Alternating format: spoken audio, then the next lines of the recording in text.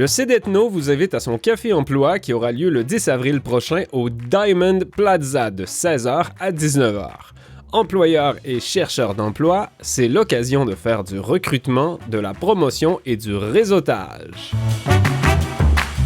Pour réserver gratuitement un emplacement, les entreprises et organisations ont juste à envoyer un courriel à l'adresse emploi@cedetno.com.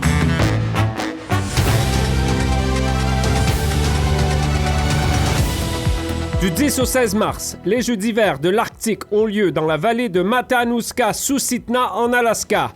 2000 athlètes âgés de 11 à 18 ans et plus s'affrontent dans une vingtaine de sports. Voici la couverture des Jeux d'hiver de l'Arctique 2024 par Média Ténois.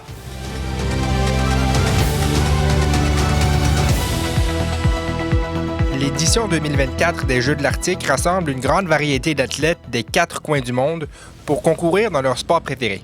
Se déroulant en Alaska, dans la région de Wasilla-Palmer, la journaliste Nelly Guidici de Média Ténois s'est rendue sur place pour parler avec plusieurs participants des 22 disciplines, dont plusieurs qui assistaient à leur premier jeu. Ce fut le cas notamment de Corbin Alonak, 14 ans, originaire de Lohaktuk, qui dit avoir voulu participer à l'épreuve de lutte car c'était la seule qu'il était physiquement capable de faire.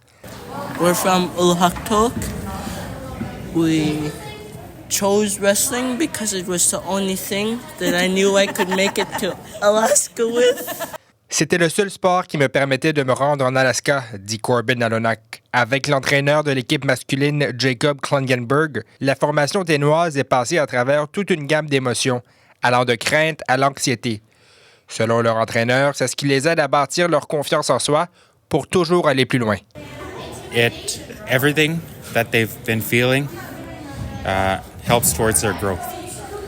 And everything that I'm feeling as their coach, it's helping me in my experience as the person who's, assisting them.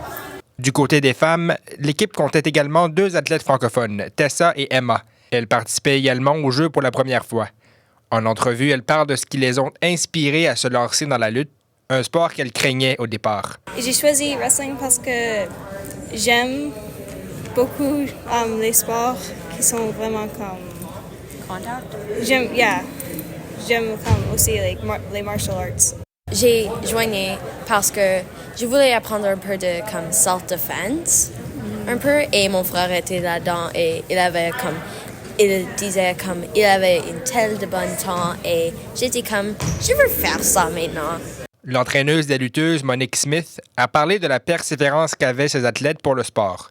Elle mentionne que si l'équipe ne se rendait pas en Alaska pour gagner, elles ont fini par avoir quelques victoires surprises en compétition. Un exploit qui rend Monique Smith fière de son équipe. It's been incredible. For us, it's not been really about winning, although we have had some wins and sometimes even surprising wins. But I've been really encouraged. Like the kids are very new to wrestling, and just to see them go out there, give it all, and build character and develop that confidence, that's just been incredible.